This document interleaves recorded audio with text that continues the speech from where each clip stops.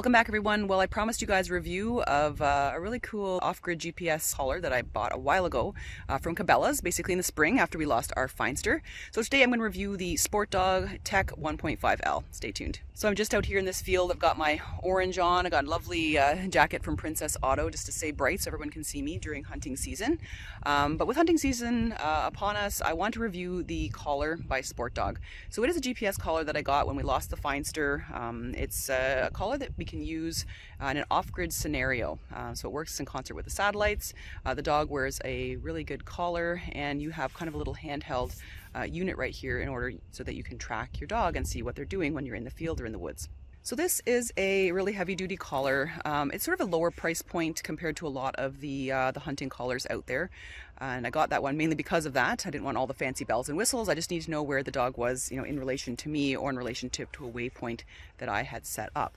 So it's a really sturdy collar. It fits a 10-inch to a 23-inch dog neck, and it is waterproof, submerged up to 25 feet. So that's really awesome. Some of these GPS trackers, they just are not waterproof at all, and that's just not really practical for me, in an outdoor setting. Dogs go in the water, they get wet. You need a really good collar to be protected from the elements. So this collar can be set up so that it can have a training collar with it too, like an e-collar or not. We just have the plain basic unit, the GPS unit, so that's all that I'm going to be reviewing today. You can sort of modify. They do have a little kit to modify to add on the e-training collar if you need to do that. And since we've used it in spring, it's been really good in all kinds of different temperature ranges. Of course, the collar is right up against the dog's neck, so the battery is kept warm that way. But I've been very impressed with it over the last 3 seasons. Here we are in fall now, and I've had it since the early spring when it's been pretty cold outside. So the kit itself comes with the collar, the unit right here that you're going to track the dog with, and it comes with a DVD and the training module for it, just like a little instructional manual how to use it, and also comes with a unique charging cable for both the dock for the collar and for the little handheld unit itself. So it boasts a 7-mile line of sight tracking capability. And of course, that really depends obviously on your terrain. In terrain like this, it's really great. It's open. You've got both the collar and the handheld unit have a good view of the sky. You have a really good chance of it working really, really well. It takes about 4 hours to charge the unit completely if you drain it completely dead. I've been pretty impressed that, I find that the handheld unit lasts a lot longer than the collar itself, obviously, like many, many days. The collar I found works for a minimum of 48 hours really, really well. Now, I do turn it off, when we get back to camp and stuff like that. So I've been actually pretty happy with it on a 3-day trip. I do not have to bring the charging cable or, solar charging for anything like that. As long as you turn it off with the dogs at camp or tied up, you can really preserve the battery. Pretty easy to get started outside the box. What you want to do is you always want to, obviously turn on the units.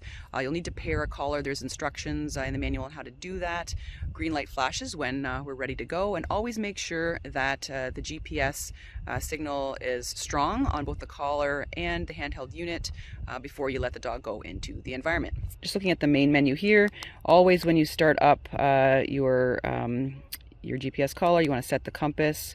I always calibrate it, okay, because it's quite often out of whack. You can see that. So you just have to rotate the handheld unit in all kinds of directions here to get the little circles in the center of the boxes here. So yeah, there we go. Even after I dropped it, the calibration has been completed. So that's what you do before each use. And you always want to set a start point too before you get going, like where your truck is or your camp or just where you are right now, so that you can have a reference to track the dog to that spot or back to you. So let's take a quick look at the main menu. So if you go to the main menu, there's little buttons here you can toggle around. I use these buttons right here. So go to dog tracking, and you can see there's Royce right there. So just look at the screen here about what you're going to see.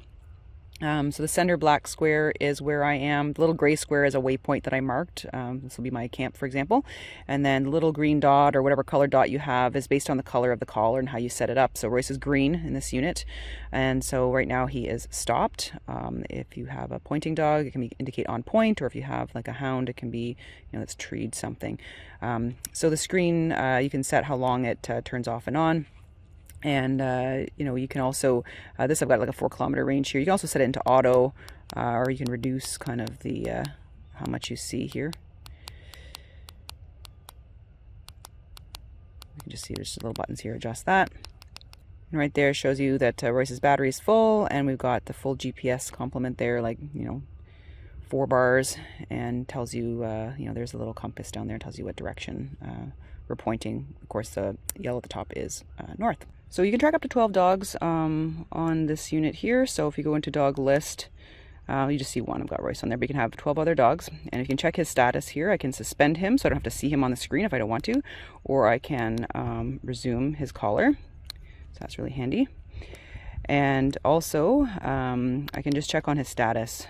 So if I click on that and click on his name, it tells me there's last communication with the caller about 2 seconds, 0 seconds. So it checks in every 3 seconds or so, and it tells you how often it does that. As the battery goes down, that will kind of get a little bit longer. So it's taking a little bit of time there. It was last communicated with about 10 seconds ago. And you can see, yeah, he's laying down right there. And lots of different settings in here, obviously. So your general. So I showed you that, you know, it's like a little stop sign when he's, you know, it says here you're going to switch to on point or treat. Just means the dog stopped. So, or you don't have to show any actions. And it can also alert you, tone if he goes on point, or vibration if he goes on point. Now, I mean, for him, it's just like if he stops, it'll go brr, brr, and let me know that he's done that. I don't really do that. It's super annoying. And for me, you can change your name in there, all that kind of stuff. I want to do that. And then obviously you're going to set your declination angle so that your compass is correct. So that's in that menu. And then waypoints, that means that you can basically set a waypoint. So if you're in the field and you're marching around here, you walk over to the tree line, you can set, you know, another waypoint over there and kind of breadcrumb yourself around. And then you can kind of navigate to those spots. And so I have some for the cabin here, so backfield trail, the camp itself, and one of the trails that I have, so I can navigate there. So in terms of waypoints, you can store up to 20 waypoints, which is great. So you can kind of like make all kinds of little, like a little map for yourself even, because you don't, like the one downside of this unit is you just don't see, you don't have like a bird's eye view map like you would in some of the Garmin's that are really expensive. This one is just like, you know, you're the point, your waypoints, and then the dog. So if you want to make kind of a little map, like at the cabin, I can be like, okay, here's this trail, here's the, you know, the corner, here's the road, here's the cabin. I can have a general idea of where he is in terms of some of those waypoints, and kind of navigate there. So that's what I like about it. Like that's why it's so like more inexpensive than the rest of the other units, is it does not have all the maps and all the fancy schmancy geofencing and stuff like that. So if you want that, this isn't the unit for you. This is just for like basic entry level, you know, off-grid use for hunting, or just off-grid, you know, training work with your dog and stuff like that.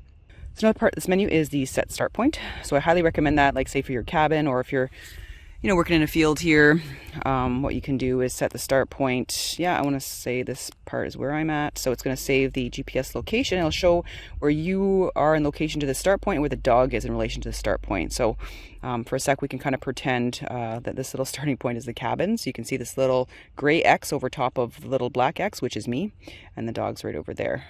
So like, obviously you're going to move around, and that little X is going to, you know, move obviously, because, you know, if you walk away from your cabin or whatnot, the X will be there. You'll be the little black X in the center, and the dog is going to be the little colored dots based on their collar color, so that you can kind of have a reference. But oh, he went back to the cabin, or he went back to, you know, the hunting blind or whatever. That way you can find out where he's at a little bit better. So as you can see right now, you know, it's tracking well. We are in an open area here. The train in the background. There are some trees and stuff like that, but Royce right now in this you know, this readout here looks like he's 1.72 kilometers away, and you can see there's the little compass there. So north is back that way. So he's just sort of like, I'm in the middle, that little square, and then he's off to like basically the back right of me. And because it is looks like a little stop sign, that means he's either treed something or is laying down. If it was to turn into a little triangle, little arrowhead rather, it means that he's kind of moving around, and it would tell you in the kilometers per hour here how fast he was moving. But right now he's just sort of sitting down. Now if we wanted to navigate to him, I would go back into the main settings there, and I would go into compass, and there's my compass right there. So north is that way. You can see if I rotate, it tells you how many degrees we are here. So there's north right there, and that's accurate. So I go to, so I go to a waypoint that I've set up, as I talked about earlier, or I want to navigate to the dog. So I click that. It tells me that he is 1.72 kilometers, and that's where I'm following. I'm following this little arrow right here to get to him. That'll take me right there. If I was in a vehicle, I could turn on the vehicle mode. It adjusts for your car. But there you go. So pro tip, whenever you're trying to track an animal, you make sure you've got your clear view of the sky and you're holding the unit up like that. Don't put it in a car, in the house, inside a building. You're just not going to get the best the pickup on the signal. So make sure to do that. So the unit itself is about $499 plus tax, so kind of entry level. If you're looking at the Garmins, we're over the $1,000 mark for these guys. So I just didn't want to go there at all. They have a 2-year warranty, and they're an American company out of Knoxville, Tennessee, if you're interested in knowing a bit about that. So the pros are that very sturdy collar. I'm not worried about it falling off or the antenna falling off. There's great support. I initially had some issues with how do I set stuff up, so I ended up calling their hotline. It was great. The collar is waterproof, dirt proof. Just wipe it down. It's not like a Velcro, like nylon type collar, getting all gross and stuff like that. You can wipe it down. Battery life is pretty decent for what it is. Yeah, they're more expensive units that last a lot longer. So if you're doing a lot of days in the field and you have a lot of long time before charge ups, you may want something like that. As you can see in an environment like this, it's fairly open. I mean, I can track him, probably up to 7 miles would be absolutely no issue at all. Where we run into trouble, obviously, is at the cabin when I'm very deep in the woods and we don't have a very clear view of the sky. Or in a winter cedar swamp, I had an issue once where it just really had difficulty telling me how far away he was from me because we just did not have a clear view of the sky. And that's just a limitation of all these products. With the GPS, you just have to, it depends on the weather, the environment. You've got these little mountains around you or like really, really heavy cover, you're just not going to get that range. So you just need to experiment, in your environment to see how much range you can get. We do really well when we're in the field at the cabin or, even in some of the lightly treed woods or in the fall when the leaves are down. It doesn't seem to have much of an issue. It's when it's got lots of leaves, not great weather, the cloud cover is really thick, stuff like that. I do have an issue with the tracking. It'll just sort of show it stops tracking him, so it'll just lose him at a certain point. One time, especially like if he's in a car, I left the collar on. I was like, oh, I just want to see how it's doing, and I lost him at 500 meters because of course they're in a metal car, so if someone was to take your dog, you may not have the ability to track them. If they're in a metal car like that and you're going over mountaintops and things like that, like you're just not going to be able to connect to them. So just be aware of that. But for what it is, I think it's a really good product. Very durable, battery life is good.